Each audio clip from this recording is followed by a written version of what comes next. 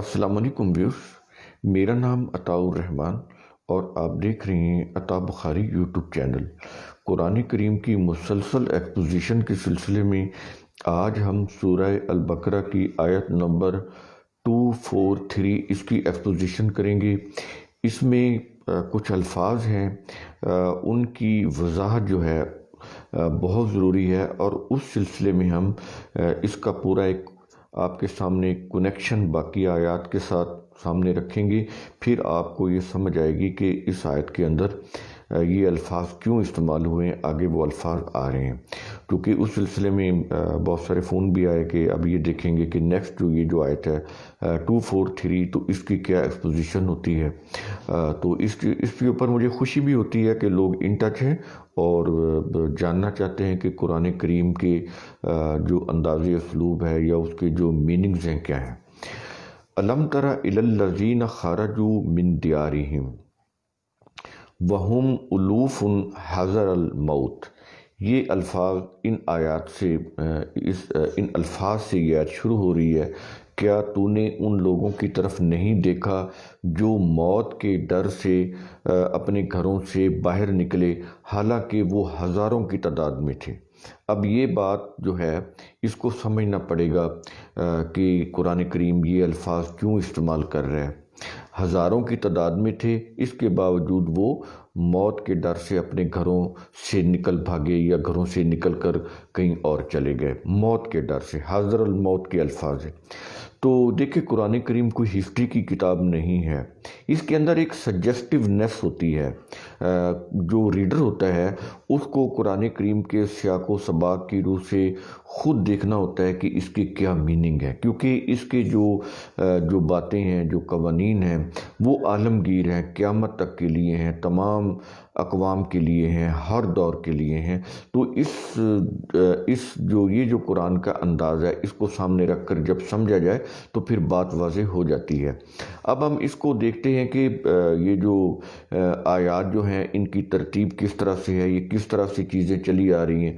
सूरह अल बकरा की आयत नंबर 216 से लेकर 218 तक ये वाज़ेह किया गया कि जो कौमें अल्लाह के निज़ाम यानी दीन इस्लाम की राह में रुकावट बनती हैं, जो भी कुव्वतें अल्लाह के दीन के रास्ते में रुकावट बनती हैं, उनके मुतल्लिक कहा जा रहा है मोमिनीन से कि तुम्हें उनका मुकाबला करना होगा। वो कुव्वतें आएंगी, दीन के ख़िलाफ़ अपने जितने भी सरगर्मियाँ हैं वो करेंगी, लेकिन जो लोग दीन को इस्टेब्लिश करने वाले हैं मोमिनीन, उनके साथ फिर ये होगा कि वो लड़ेंगी और इनको फिर उनके मुकाबले के लिए ख़ुद को तैयार रखना चाहिए। तो ये चीज़ कही जा रही है इन ये जो 216, 217 और 218 ये जो 3 आयत, इसके ऊपर हम वीडियोस कर चुके हैं, आप पीछे जाके उनको ज़रा देख लीजिएगा। तो इसमें ये कहा जा रहा है कि तुम खारजी कुव्वतों का मुकाबला, ये जो एक्सटर्नल फोर्सेस होती हैं जो दीन की दुश्मन है या सिस्टम की दुश्मन है, तुम उन कुव्वतों का मुकाबला उसी सूरत में कर सकते हो जब तुम्हारे दाखिली निज़ाम में यानी इंटीरियर सिस्टम में इत्मीनान हो, सुकून हो, इस्तेहकाम हो। अब ये जो दाखिली निज़ाम के अंदर जो इस्तेहकाम है वो कैसे हो सकता है? उसमें घरेलू निज़ाम जो है, डोमेस्टिक जो सिस्टम है, ये बुनियादी अहमियत का अमल है।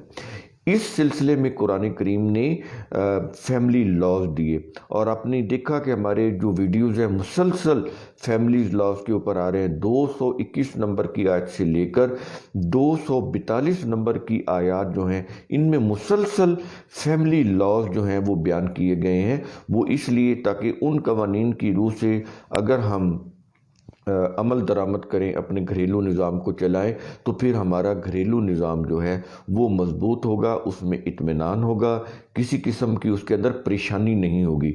तो जब इंसान घर से मुतमईन होता है तो फिर वो बाहर जाकर वो जितनी भी सरगर्मियां हैं, वो मुआशी सरगर्मियां हों या दिफाई सरगर्मियां हों, उनको फिर बड़े अच्छे अंदाज से परफॉर्म कर सकता है, उन सरगर्मियों को पूरा कर सकता है। तो इसलिए कुरान करीम ने इंसानों के ये जो घरेलू ज़िंदगी है उसको मुस्तहकम बनाने के लिए, पुरसकून बनाने के लिए 221 نمبر سے لے کر 242 نمبر کی آیات تک مسلسل فیملی لاز دیے ہیں۔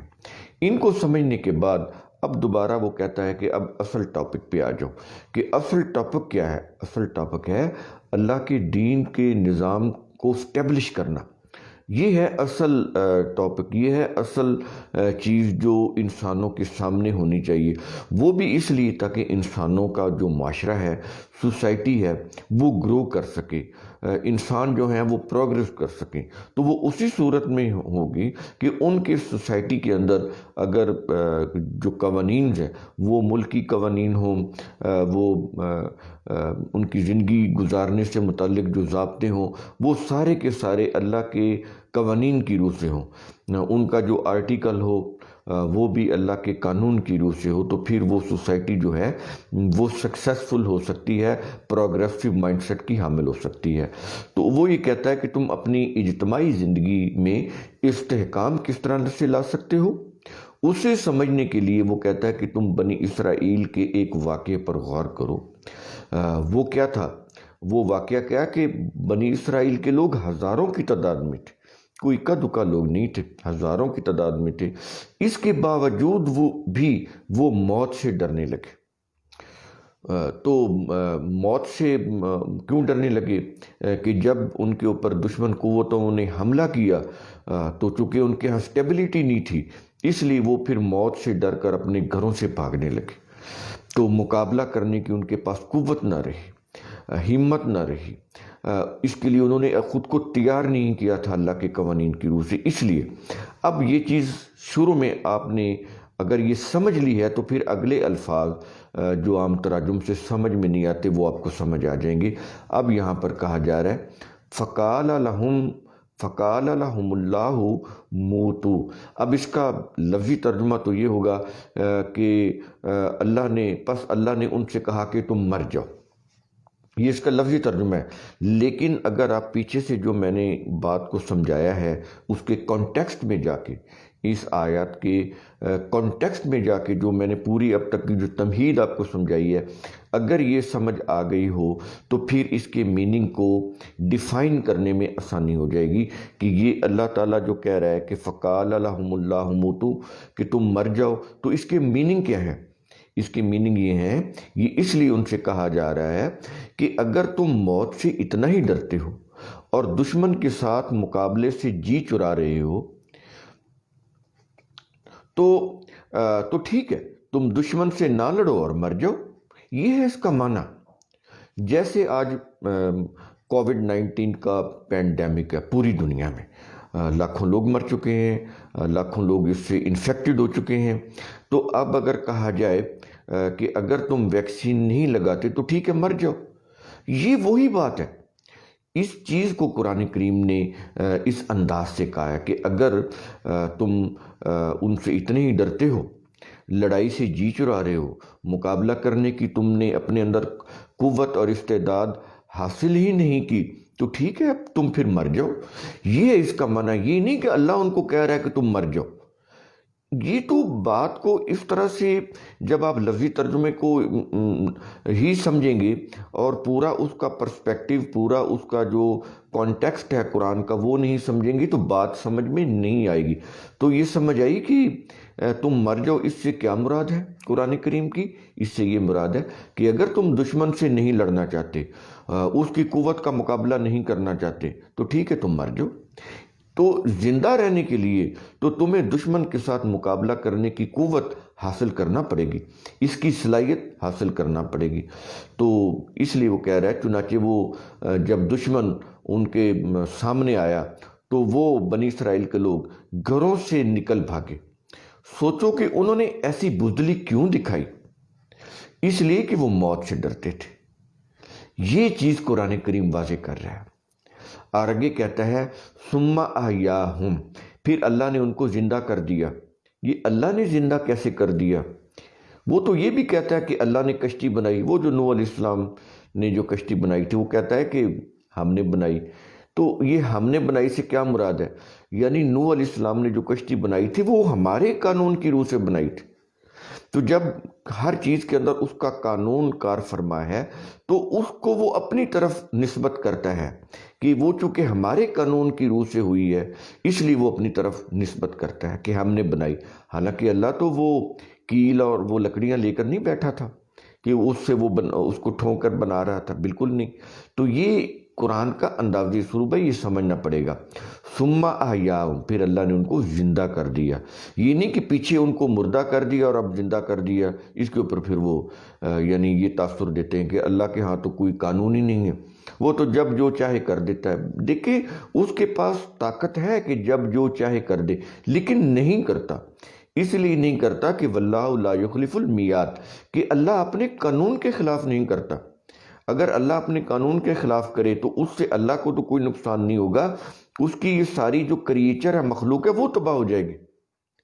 تو یہ جو قوانین پرماننٹ پرپیچول چل رہی ہیں اس کے اندر انسانوں کی زندگی ہے، انسانوں کی لائف ہے. اگر وہ چینج ہو جائیں، ایک وہ جڑی بوٹی کے خواص بھی اگر تبدیل ہو جائیں تو آپ سوچیں کہ پھر جتنی بھی دوائیاں ہیں یہ بیکار ہو جائیں. تو یہ بدلتے نہیں ہیں، یہ پرماننٹ چل رہے ہیں قوانین. تو یہ بھی اس کی رحمت ہے. تو یہ ہے ثم احیاہم، پھر اللہ نے ان کو زندہ کر دیا، یعنی ان کو اللہ کے حکم نے زندہ کر دیا. کس طرح کہ دشمن سے ڈرنا نہیں بلکہ لڑنا ہے. یہ جو اصول ہے کہ اپنی زندگی کا دفاع کرنا ہے، ڈیفنس کرنا ہے. پیچھے سورہ البقرہ کی جو آیت ہے 94، اس میں یہ واضح کیا گیا، وہ آیت ہم کر چکے ہیں وہ بھی، کہ وہی زندہ رہتا ہے جو موت سے نہیں ڈرتا. تو جب ان کو یہ بات سمجھ آ گئی تو انہوں نے نئی زندگی پالی، وہ مقابلے پر ڈٹ گئے اور کامیاب ہو گئے. یہ ہے کہ اللہ نے ان کو زندہ کر دیا. وہ اللہ کی اس قانون کی روح سے زندہ ہوئے کہ دشمن جب حملہ کرے تو اس سے ڈرنا نہیں ہے، اس کا مقابلہ کرنا ہے عقل و فکر کے ساتھ، پوری صلاحیت کے ساتھ، پوری طاقت کے ساتھ، پوری صلاحیتیں بروئے کار لا کر اس کا مقابلہ کرنا ہے. اور آگے کہہ رہا ہے کہ ان اللہ لذو فضل علی الناس، بے شک اللہ جو ہے وہ انسانوں پر فضل کرنے والا ہے، فضل کرنے والا ہے. تو لیکن انسان کیا کرتے ہیں؟ یعنی فضل کیا ہے؟ یہ عقل و فکر سوچنے کے لیے اس نے دی ہوئی ہے، کام کرنے کے لیے ہاتھ پاؤں دیے ہوئے ہیں، دیکھنے کے لیے آنکھیں، سننے کے لیے کان، سونگھنے کے لیے ناک، چکھنے کے لیے زبان ہے نا. یہ چیزیں یہ کس لیے ہیں؟ تاکہ ہم مشاہدہ کریں، آبزرویشن کریں، ایکسپیریمنٹ کریں، تو ڈسکوریز کریں، اپنے دفاع کے لیے جو بھی طریقہ ہے وہ اختیار کریں. تو اس سے کیا یہ اللہ کا فضل ہے. کھانے پینے کے لیے اس نے اتنی نعمتیں دی ہوئی ہیں کہ انسان شمار نہیں کر سکتا. کیا چیزیں؟ اللہ کا فضل. پھر ان کو ہضم کرنے کے لیے یہ ڈائجسٹو سسٹم دیا ہوا ہے. تو انسان یہ ساری چیزیں کر کے ان سارے چیزوں کو کام میں لا کر تو انسان جو ہے وہ آگے بڑھ سکتا ہے، اپنا دفاع کر سکتا ہے، اپنی زندگی کی حفاظت کر سکتا ہے. تو یہ ہے ان اللہ لذو فضل علی الناس. اور یہاں پر علی الناس ہے، یعنی تمام انسانوں کی بات کر رہا ہے کہ کسی خاص قوم یا قبیلے کو نہیں، سب کے لیے ہم نے اپنا فضل جو ہے وہ عام کیا ہوا ہے. تو آگے کہتا ہے وَلَٰكِنَّ اکثر الناس لا یشکرون.